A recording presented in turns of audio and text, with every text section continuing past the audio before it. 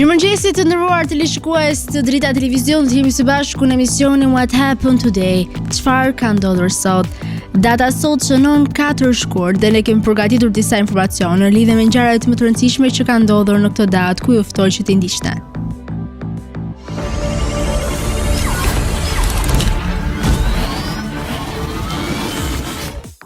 Katër shkurti është dita 35 e kalendarit gregorian. Kështu që deri në fund të vitit kanë mbetur edhe 330 ditë. Ngjarje. 1789. George Washington zgjidhet një zërazi presidenti i parë i Shteteve të Bashkuara të Amerikës. 1943. Lufta e dytë botërore përfundoi betejë e Stalingradit. 1944. Operacioni 4 shkurtit, i njohur si masakra e 4 shkurtit. 1945.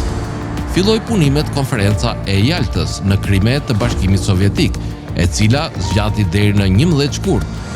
Tema kryesore e bisedimeve ishte rivendosja e rregullit në Europë pas luftës së dytë botërore. 1946. U themelua në Tiranë klubi sportiv i futbollit Partizani, i cili u vë në varësi të Ministrisë së Mbrojtjes. 1972. Lufthansa dhe Aeroflot nënshkruajnë marrëveshjen për linjën ajrore të fluturimeve për pasagjer nga Frankfurti për në Moskë dhe Anasjeltas. 1976. Një tërmet në Guatemala dhe Honduras shkaktoi vdekjen e mbi 22.000 njerëzve. 1998. Pas lëkundjeve të tokës në Afganistan, gjenë vdekjen mbi 5.000 njerëz. Tërmeti kishte një forcë prej 6.1 ballë të shkallës Richter. 1998.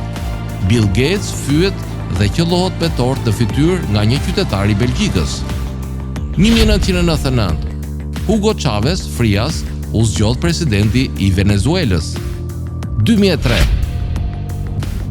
Ish Republika Federale e Jugosllavisë emëroi zyrtarisht Serbia dhe Malizi dhe miraton një kushtetut të re. 2004. Studenti amerikan në Universitetit të Howard, Mark Zuckerberg, starton në rrjetin social Facebook. Në vitin 211, Perandoria Romake humbi një nga udhëheqësit e saj më të fuqishëm, Severus, duke lënë pas 2 djemtë e tij, Karakalën dhe Getën, të cilët u bën bashkë perandor. Shekuj më vonë, në vitin 1789, në anën tjetër të botës, George Washington u zgjodh një zëri si presidenti i parë i Shteteve të Bashkuara, duke nisur një epokë të re në historinë e demokracisë.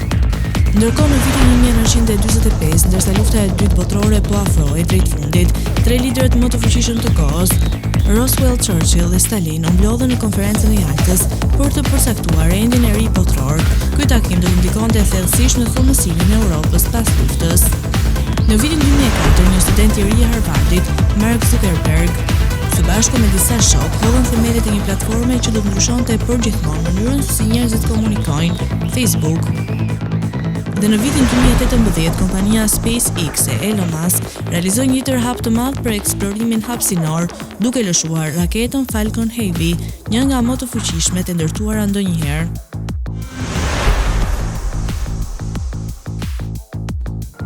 Lindje. 1505. Lindi Mikolaj Rej, shkrimtar polak. 1902. Lindi Charles Lindbergh, pilot amerikan. 1915. Lindi Norman Wisdom, komedian, këngëtar dhe aktor, regjisor e skenarist anglez. 1969. Lindi Ilir Bajri, kompozitor shqiptar. Në vitin 1902, lindi Charles Lindbergh, aviatori i famshëm amerikan që realizoi parë një fluturim transatlantik solo. Pak më shumë si një dekadë më vonë, në vitin 1913, erdhi në jetë Rosa Parks, gruaja që sfidoi racizmin në Amerikë dhe u kthye në simbol të drejtave civile. Në vitin 1921, lindi Betty Friedan, një nga figurat kryesore të lëvizjes feministe. Ndërsa në vitin 1962 erdhi në jetë Clint Black, një nga zërat më të njohur të muzikës country. Po ashtu në vitin 1975 lindi këngëtarja dhe aktoria australiane Natalie Imbruglia, e njohur për hitin e saj Torn. Vdekje. 211. Vdiq Septimus Severus, perandori i Romës. 1694. Vdiq Natalia Kirilovna Naryshkina, mbretëresh ruse. 1928 vdiq Henrik Anton Lorentz, fizikant hollandez. 1941 vdiq Ivo Kozarçani, letrar kroat. 2014 vdiq Ibrahim Madhi, violonist shqiptar. Festa dhe përvjetore. Sri Lanka, dita e pavarësisë. Dita botërore kundër kancerit. Në vitin 211, Severius perandori Romak u nda nga jeta duke i lënë pasardhë shtetin në një betejë të ashpër për pushtet. Në vitin 1928, shkenca humbi një nga mendjet më të ndritura, Hendrik Lorentz, fizikantin holandez që kontriboi në teoritë mbi elektromagnetizmin dhe fitues i çmimit Nobel. Në vitin 1974 u shua Satyendra Nath Bose, fizikant indian, emri i të cilit është përjetësuar në krimcat bosonike. Po ashtu, në vitin 2006 ndroi jetë Betty Friedan, një nga gratë më me ndikim në historinë e feminizmit. Dhe në vitin 2021, bota e shkencës humbi Millie Hughes Fulford, astronautën dhe shkencëtaren amerikane, e cila bëri kërkime të rëndësishme.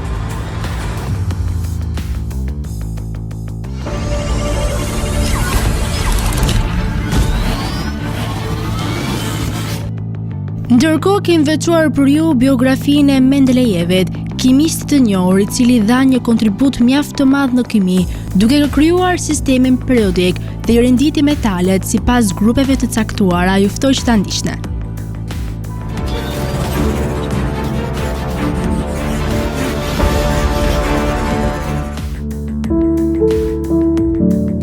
Dmitri Mendelejev, kimist rus, lindi më 27 janar 1834 në Tobolsk të Siberisë, Rusi. Vdiq më 2 shkurt 1907 në Shën Petersburg, Rusi. Mendelejevi u bë i njohur për punën e tij mbi klasifikimin periodik të elementeve, publikuar në 1869 dhe sot njihet si tabela e Mendelejevit. Ai deklaroi se elementet kimik mund të rradhiteshin sipas një mënyre të caktuar që do ta lejonte parashikimin e aftësive të elementeve të pazbuluar ende. Në familjen e tij, ai ishte fëmia më i vogël, i 13-ti sipas Michael Gordin, biograf i shumë shkencëtarëve. Në moshën 14 vjeçare pas vdekjes të atit, Dmitri filloi studimet në gjimnazin e Tobolsk. Në 1849 e gjithë familja u shpërngul në Shën Petersburg. Me gjithë kushtet e rënda ekonomike, Mendelejev vazhdoi studimet. Menjëherë pasi u diplomua, u detyrua të pushonte për disa kohë pasi u sëmur nga tuberkulozi. Në 1885 u transferua në një gadishull pranë detit të zi, ku filloi punë në një gjimnaz. Në 1856 u kthye sërish në Shën Petersburg. Ishte vetëm 25 vjeç kur shkoi të punonte në Heidelberg për krah 2 dietarëve të mëdhenj siç ishin Robert Bunsen dhe Gustav Kirchhoff, që nga viti 1859 deri në 1861 qëndroi në Paris, ku bëri kërkime të rëndësishme me densitetin e gazrave dhe studioi mbi funksionimin e spektroskopit. Në 1863, pas rikthimit në Rusi, u emërua profesor kimie në Institutin e Teknologjisë dhe njëkohësisht punoi në Universitetin e Shën Petersburgut, ku në 1867 do të caktoi profesor kimie. Në 1866 një Lanz botoi ligjin e oktavave. Mendelejevi gjithashtu kishte punuar me një ide të tillë dhe më 6 mars 1869 i atregoi këtë projekt shoqatës ruse për kimin. Veprën e tij ai e kishte titulluar Varësia e masës atomike të elementeve. Zbulimi i tij tregonte shumë nga aftësitë e elementeve që mund të zbuloheshin në saj të masës së tyre atomike. Mbi të njëjtën ide të Mendelejevit kishte shumë kohë që punonte një tjetër kimist, emri i të cilit ishte Lothar Meyer. E vetmja gjë që ky i fundit zbuloi më shumë se Mendelejevi ishte fakti se disa masa atomike të tabelës së Mendelejevit nuk ishin të sakta dhe se kishte ende shumë element të cilët deri në atë kohë njerëzimi nuk i njihte. Sot Meyer dhe Mendelejevi mund të cilësohen si bashkëkrijues. Në 1882 u vlerësua me medaljen Devi nga Royal Society, ndërsa në 1889 u vlerësua me çmimin Faraday për kimin. Megjithse puna e Mendelejevit u vlerësua nga shumë shoqata në vende të ndryshme të Europës, aktiviteti i tij politik shqetësonte tej mase qeverinë ruse. Për këtë arsye, më 17 gusht të 1890, Dimitri dha dorëheqjen nga Universiteti i Shën Peterburgut. Në 1893 u emërua drejtor në zyrën shkencore të parashikimit të peshës dhe masës. Pikërisht fal Mendelejevit u zbulua se përqindja optimale e alkoolit për vodkën ruse ishte 40%.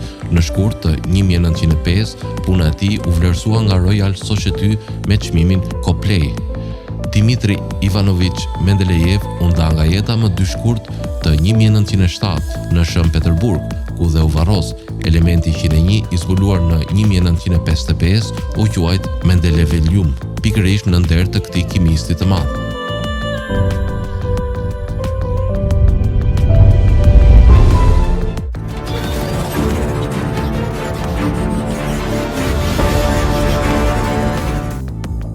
Tani do të tregojmë historinë se si presidenti i parë i SBA-s George Washingtoni arriti të merrte këtë post. Ju ftoj që ta ndiqni.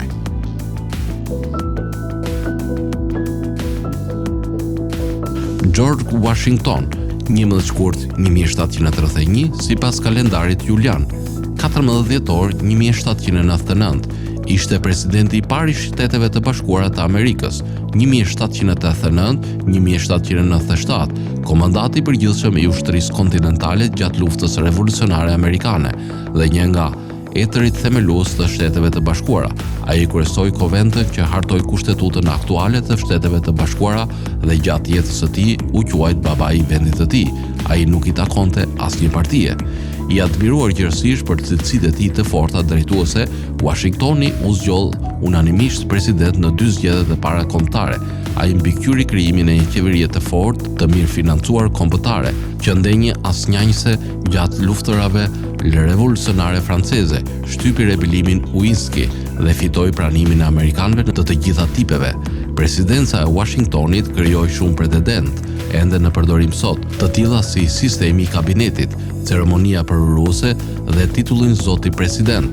Tërheqja e tij nga detyra pas 2 mandateve krijoi një traditë që zgjati deri në vitin 1940, kur Franklin Delano Roosevelt fitoi një mandat të tretë të paprecedent. Amendamenti 22 1951 tani e kufizon presidentit në 2 mandate. Familja e George Washingtonit ishte fermere e pasur, që kishte në pronësi plantacione duhani dhe sklevër të cilët ai trashëgoi. Ai kishte qindra sklevër gjatë gjithë jetës së tij, por pikpamjet e tij mbi skllavërinë ndryshuan gradualisht drejt heqjes së skllavërisë. Në rininë e tij, ai u bë një oficer i lartë britanik në milicinë koloniale gjatë fazave të para të luftës franceze dhe indiane. Në 1775, Kongresi i dytë kontinental e emëroi Washingtonin si komandant të përgjithshëm të ushtrisë kontinentale në Revolucionin Amerikan. Në këtë komand, Washingtoni i detyroi britanikët të lënë Bostonin në vitin 1776, por u mund dhe për pak u kap rob më vonë atë vit, kur ai humbi në New York City pas kalimit të lumit Delaware në mes të dimrit. Ai mundi britanikët në 2 betejat, Trenton dhe Princeton, rimori New Jerseyn dhe restauroi vrullin ndaj kauzës së patriotëve. Strategjia e tij aktivizoi forcat kontinentale për të kapur 2 ushtri të mëdha britanike në Saratoga në 1777 dhe në Yorktown në 1781. Historianët vlerësojnë Washingtonin për përzgjedhjen dhe mbikëqyrjen e gjeneralëve të tij, komandimin e ushtrisë, koordinimin me Kongresin, me guvernatorë shtetëror dhe milicitë e tyre, logjistikën dhe trajnimet. Pas arritjes së fitores në 1783, Washingtoni dha dorëheqjen si kryekomandant, duke dëshmuar kundërshtimin e tij ndaj diktaturës dhe angazhimin e tij ndaj republikanizmit amerikan. Tani do të kalojmë në rubrikën edhe shëndeti. Sot kam përzgjedhur portfolion e vlera ushqyese të çajit jeshil. Çaji jeshil është më shumë se sa thjesht një pije. Mund të konsiderohet si një ilaç natyral i vërtet. Japonezët e Japonisë e njohin ato mirë dhe kanë përdorur për shekuj me radhë për shkak të votive të dobishme, të cilat me kalimin e viteve kanë marrë gjithnjë më shumë konfirmime nga shkenca. Antibakterial natyral. Çaji jeshil është një antibakterial natyral. Veprimi i tij prek kryesisht gojën dhe dhëmbët. Substancat që përmbajnë çaji i jeshil janë në gjendje të kundërveprojnë veprimin e njohjes për baktereve të pranishme në zgavërën e gojës, Staphylococcus. Studime shkencore kanë konfirmuar veprimin e dobishëm të çajit jeshil kundër baktereve që mund të shkaktojnë probleme dentare. Antioksidant. Çaji jeshil është një koncentrat natyral i antioksidantëve, ndër të cilët gjejmë mbi të gjitha polifenole dhe bioflavonoid. Antioksidantët janë të nevojshëm nga trupi ynë për të ngandalsuar pllakjen qelizore, për të nxitur rigjenerimin e indeve dhe për të luftuar radikalet e lira, të cilat mund të jenë përgjegjëse për sëmundje degenerative. Tumoret e lëkurës. Sipas një studimi skocez, çaji jeshil është në gjendje të na mbrojë nga kanceret e lëkurës. Studiuesit u siguruan që të nxjerrin një substancë dobishme nga çaji jeshil që deporton drejt për drejt qelizat e sëmura dhe lufton në mënyrë efektive sëmundjen. Humni peshq. Çaji jeshil konsiderohet një alat i dobishëm kundër mbipeshqjes dhe kileve të tepërta. Ekspertët e Universitetit Shtatoror Penn kanë identifikuar disa substanca në çajin jeshil që mund të çojnë në një aftësi më të madhe të trupit për të djegur dhjamin e tepërt dhe për të zvogluar fifjen e yndyrave të futura me ushqim. Goditje në tru. Pirja e çajit jeshil mund të ndihmojë në uljen e rrezikut të goditjes në tru. Meritat i takojnë përbërjeve të tilla si kaketina, një kategori e veçantë e flavonoideve të fuqishme antioksiduese që ndihmojnë në rregullimin e presionit të gjakut dhe përmirësimin e qarkullimit të gjakut. Sipas ekspertëve, konsumimi një fixhani çaj jeshil në ditë është e mjaftueshme për të mbrojtur veten nga rreziku i goditjes në tru. Pneumonia. Konsumimi i rregullt i çajit jeshil mund të zvoglojë rrezikun e vdekjes nga pneumonia, sipas ekspertëve në një shkollë të mjekësisë. Sipas studimeve të kryera nga studiuesit japonez, gratë që pinë 5 ose më shumë filxhan çaj jeshil në ditë shohin se rreziku i tyre për të vdekur nga pneumonia zvoglohet me 47%. Disa substanca që përmbahen në çajin jeshil janë në fakt në gjendje të pengojnë zhvillimin e viruseve dhe mikroorganizmave përgjegjëse për pneumonin. Diabeti. Konsumimi i çajit jeshil mund të jetë i dobishëm në parandalimin e diabetit. EGCG-ja, një substancë që përmbahet në çajin jeshil, ndihmon në balancimin e niveleve të sheqerit në gjak. Në këtë mënyrë, trupi ka më shumë energji në dispozicion për të kundërshtuar ndjenjen e lodhjes. EGCG-ja përmirëson përdorimin e insulinës nga trupi ynë, duke shmangur nervozismin dhe duke frenuar dëshirën për të kompensuar ndjenjen e lodhjes me futjen e ushqimeve jo të shëndetshme. Kolesteroli. Konsumimi i çajit jeshil ndihmon në rregullimin e niveleve të kolesterolit në gjak. Substancat e dobishme që përmbahen në këtë pije parandalojnë akumulimin e kolesterolit në arterje dhe shfaqjen e sëmundjeve kardiovaskulare. Tani u ftoj të ndiqni parashikimin e motit në territorin shqiptar.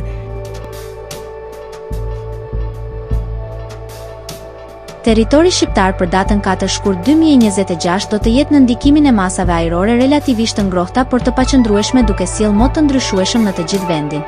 Paraditja do të karakterizohet nga vranësira të shpeshta në zonat veriore dhe lindore, ndërsa zonat qendrore do të kenë edhe intervale të shkurtra me diell. Pasditja sjell rreshje shiu në pjesën më të madhe të territorit, kryesisht në zonat qendrore jugore dhe jugperëndimore. Temperatura minimale pritet të zbresë deri në 3 gradë Celsius, ndërsa ajo maksimale do të arrijë deri në 19 gradë Celsius në zonat jugore dhe bregdetare. Gjatë ditës priten intervale me diell kryesisht në zonat qendrore përpara shtimit të vranësirave. Era do të fryejë lehtë deri mesatare nga drejtimi jugor me shpejtësi 3 deri në 6 metra për sekond.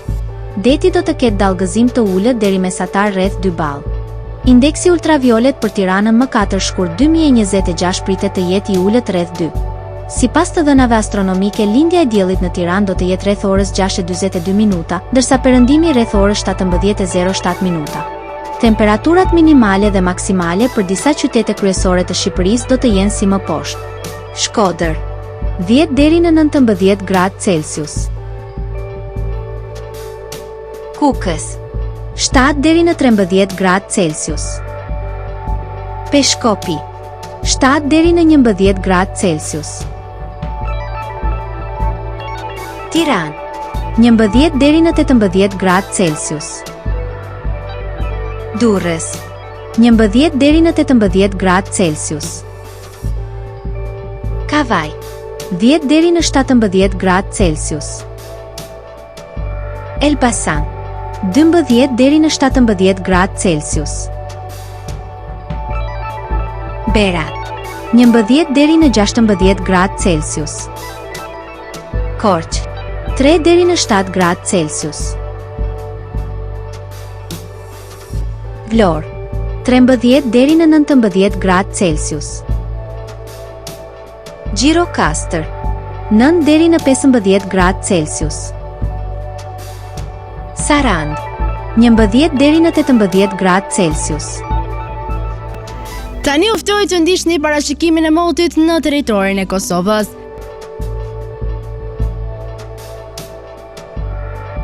Territori i Kosovës për datën 4 shkurt 2026 do të jetë në ndikimin e masave ajrore të paqëndrueshme duke sjellë mot me vranësira dhe rreshje shiu në shumë zona.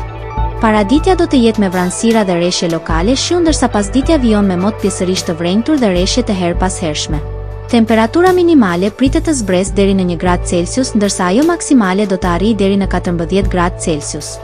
Era do të fryejë lehtë nga drejtimi jugperëndimor me shpejtësi 2 deri në 4 metra për sekond.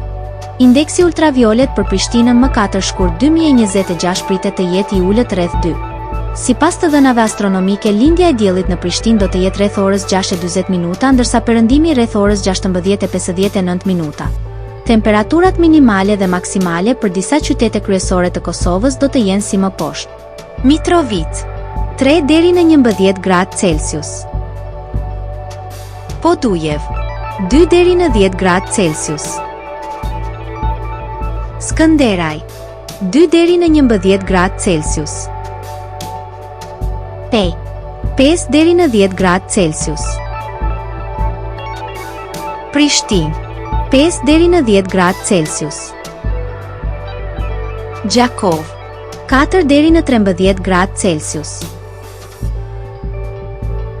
Malishev 3 deri në 12 gradë Celsius. Gjilan 3 deri në 9 gradë Celsius. Ferizaj 2 deri në 11 gradë Celsius. Kaçanik 2 deri në 7 gradë Celsius. Suharek 3 deri në 14 gradë Celsius. Prizren 1 deri në 12 gradë Celsius. Të nderuar teleshikues të Drita Televizion, kjo ishte që s'ka e përgatitur në këtë emision. Ndërkohë ju ftoj të ndiqni në rrjetet tona sociale Instagram, Twitter, Facebook dhe TikTok. Ndërkohë, nëse dëshironi që ta ndiqni live, mjafton të klikoni në web drita.tv. Kjo ishte që s'ka e përgatitur në këtë emision, ndërkohë ju ftoj të ndiqni programacionin në vijim të Drita Televizion.